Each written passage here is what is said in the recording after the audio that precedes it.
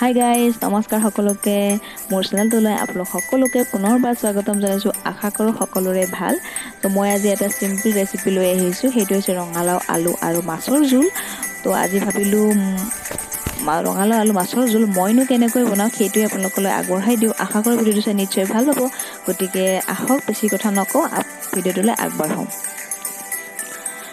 এয়া হৈছে ৰঙালাও আলু। এইখিনি মিডিয়াম সাইজত এনেদৰে কাটি লৈছোঁ আৰু এইখিনি এতিয়া মই সিজিবলৈ দিম।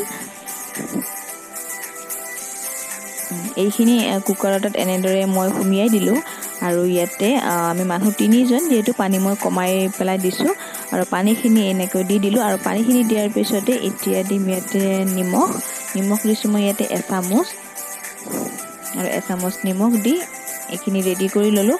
লৈ পেলাই এইখিনি এতিয়া মই সিজিবলৈ দি দিম।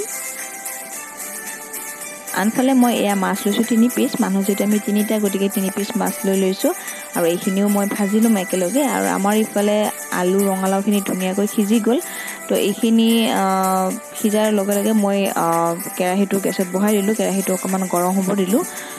কেৰাহী গৰম হৈ গ'ল, ইয়াতে দিম অকণমান মিঠাতেল। আৰু মিঠাতেলটো গৰম হৈ মানে মই ৰঙালাও আলুখিনি অকণমান ঘুটনি মাৰি ল'ম, যাতে ধুনীয়াকৈ মিক্স হৈ যায় বস্তুখিনি। তো এইফালে আমাৰ তেলো গৰম হৈ গ'ল। ইয়াতে দিম এতিয়া 2টা শুকান জলকীয়া, এখিলা তেজপাত। মোৰ বনোৱা ৰেচিপিৰ পদ্ধতিবিলাক চব একেই হয়, কাৰণ মই এইখিনি মছলাই ব্যৱহাৰ কৰোঁ, বেলেগকৈ নকৰোঁ। তো একেই হয় প্ৰায়।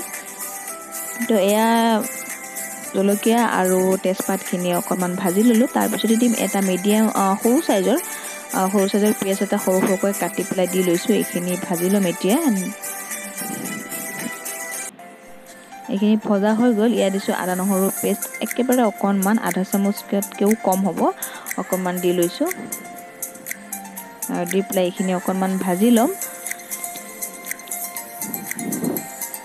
আৰু এয়া দিছোঁ জিৰা গুড়ি আধা চামুচ, তাৰপিছত দিম ধনিয়া গুড়ি আধা চামুচ, আৰু এইখিনি এবাৰ ভাজি ল'ম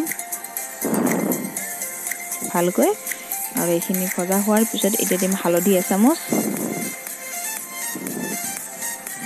আৰু এইখিনিও অকণমান ভাজি ল'ম।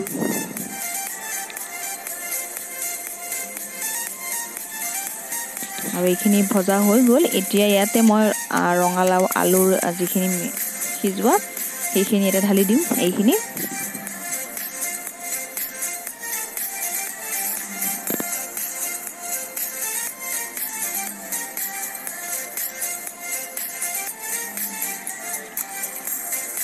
অকণমান উতলিবলৈ দিছোঁ। এয়া মাছখিনি এনেদৰে ভাজি ল'লোঁ, মাছখিনিও। তো এইখিনি উতলিবলৈ লৈছে আৰু এতিয়া অকণমান লৰাই দিছোঁ। দি পেলাই ইয়াতে মই আৰু অকণমান ঘুটনিডাল মাৰি দিম এইখিনিতে, তেতিয়া আৰু ধুনীয়াকৈ মিক্স হৈ যায় বস্তুখিনি। তো এতিয়া ধুনীয়াকৈ এইখিনি উতলিব লৈছে। তো ইয়াতেই মাছখিনি মই ইয়াত দি দিম।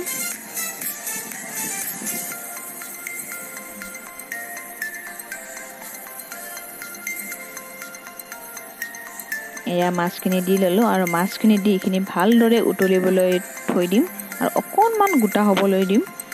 গোটা হ'লে তেতিয়া খাই ভাল লাগিব। তো এইখিনিতে এটা কথা কওঁ, যদি ৰঙালাওটো মিঠা কম থাকে তেতিয়াহ'লে আপোনালোকে ইয়াতে চেনি অকণমান দিব পাৰে। মই ৰঙালাওৰ মিঠাটো খাই ভাল পাওঁ, গতিকে মই যিটো ৰঙালাও ব্যৱহাৰ কৰিছিলোঁ সেইটো মিঠাটো কম আছিলে, গতিকে মই এচামুচ চেনি দি দিছোঁ। যদি আপোনালোকে মিঠাটো খাই ভাল পায় তেনেহ'লে বেছিকৈ দিব পাৰে, যদি কমকৈ খায় তেনেহ'লে কমকৈ দিব পাৰে, কোনো কথা নাই।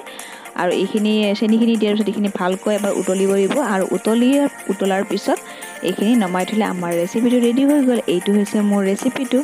আৰু যদি ভিডিঅ'টো চাই ভাল লাগে তেন্তে লাইক, শ্বেয়াৰ, ছাবস্ক্ৰাইব কৰিবলৈ একেবাৰে নাপাহৰিব। ধন্যবাদ।